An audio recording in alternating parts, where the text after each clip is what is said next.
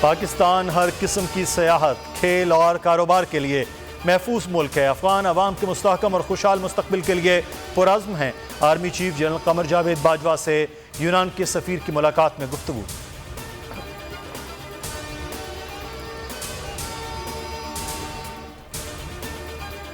Western bloc نے Pakistan cricket کو نقصان پہنچا، پریشر بنا کر رکھیں گے، قانونی جنگ لڑتے رہیں گے۔ Chairman P C B Ramiz Raja کی ورچوئل نیوز کانفرنس، بولے قوم سے وعدہ ہے کسی صورت چپ نہیں رہیں گے، نیوٹرل وینیو پر نہیں جائیں گے، وزیر اعظم سے مشورہ جاری رہیں گے، دنیا سے رشتہ نہیں توڑ سکتے۔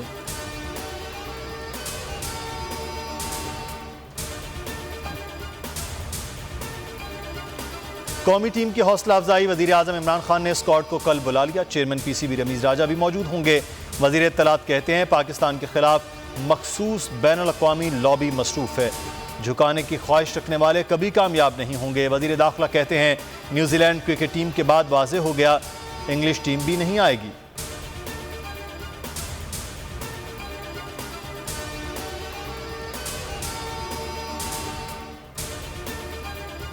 اچانک دورہ ختم ہونے پر کیوی کپتان بھی حیران، کہتے ہیں سب ٹھیک تھا مگر پھر سب کچھ بدل گیا، پاکستان چھوڑنا مایوس کن تھا، سب حیران تھے۔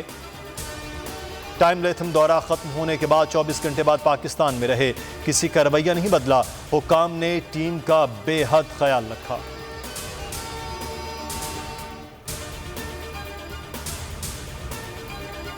نون لیگ میں کوئی اختلاف نہیں، سیاسی جماعتوں میں چھوٹی چھوٹی باتیں ہوتی رہتی ہیں، مریم نواز ہی پارٹی کا مستقبل ہے، انہوں نے پارٹی بیانیے کو آگے بڑھایا۔ رانا ثناءاللہ کہتے ہیں کل نون، نیم اور شین ان کے دائیں بائیں تھے، آئندہ انتخابات کے لیے تیار ہیں۔ کل الیکشن کمیشن کو گالیاں دینے والے وزراء کے خلاف ایکشن ہونا چاہیے۔ حکومت شکوہ کرتی ہے بائیڈن فون کرتا نہیں، مودی فون اٹھاتا نہیں۔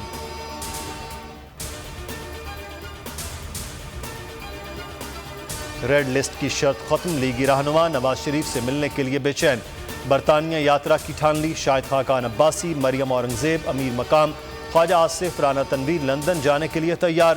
20 سے زائد سینئر ارکان نے ویزوں کے لیے درخواستیں جمع کرا دی۔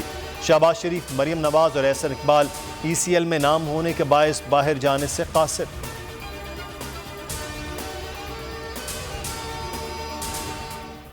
وزیر اعظم عمران خان کی امن کے لیے کوششیں مثبت اور قابل تحسین ہیں، کوششوں کو مداخلت نہ سمجھا جائے۔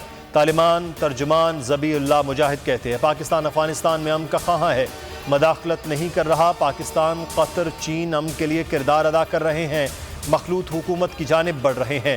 داعش افغانستان میں تنظیم کی شکل میں موجود نہیں ہے۔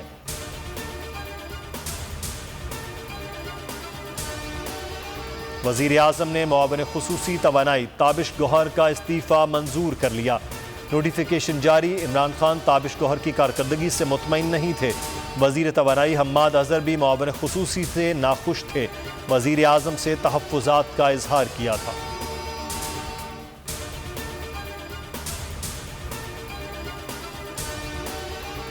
کئی ممالک کے پاکستان کے مقروض ہونے کا انکشاف، پاکستان نے عراق، بنگلہ دیش، سری لنکا، سوڈان اور گنی بساؤ کو قرض دیا۔ 28 کروڑ 26 لاکھ ڈالر سے زائد قرضہ، سود وصول نہیں کیا۔ قرضوں کی عدم وصولی سے قومی خزانے کو نقصان ہوا، آڈیٹر جنرل کی رپورٹ میں انکشاف۔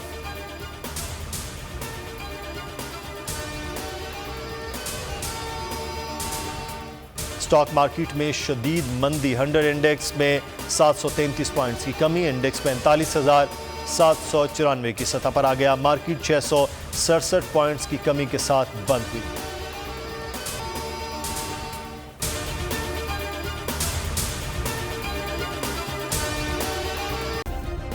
سبسکرائب کریں اور بیل دبائیں تاکہ کوئی خبر رہ نہ جائے۔